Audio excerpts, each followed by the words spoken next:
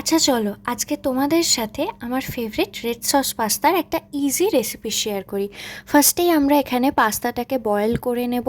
আর এই সসগুলো আমি রান্নাতে ইউজ করছি, এই সমস্ত সস আমার বাড়িতেই ছিল, তাই এগুলো দিয়েই আমি রান্নাটা করব। ফার্স্টেই অলিভ অয়েল গরম করে আমরা এখানে বাটার অ্যাড করছি। বাটারটা চাইলে তোমরা একটু বেশিও দিতে পারো। দেন এখানে রসুন কুচি অ্যাড করার পর আমি কিছু কাঁচা লঙ্কা কুচিও অ্যাড করলাম, কারণ আমার রেড সস পাস্তাটা একটু লাল লাল ঝালঝালি পছন্দ, যেহেতু আমার স্পাইসি খেতে ভীষণ ভালো লাগে।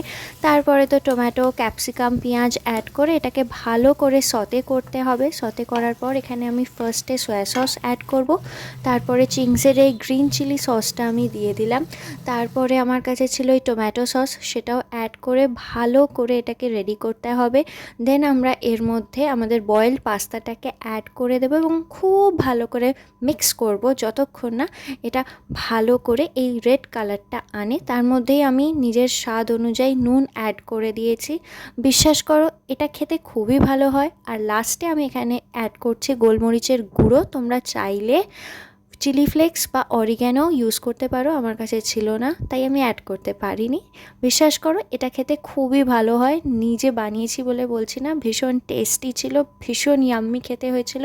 প্লিজ তোমরা ট্রাই করো আর কমেন্টে লিখে জানিও তোমাদের কোনটা পছন্দ, রেড সস পাস্তা না হোয়াইট সস পাস্তা। আজকে এইটুকুই, ভিডিওটা ভালো লাগলে do like, share and subscribe. Okay bye.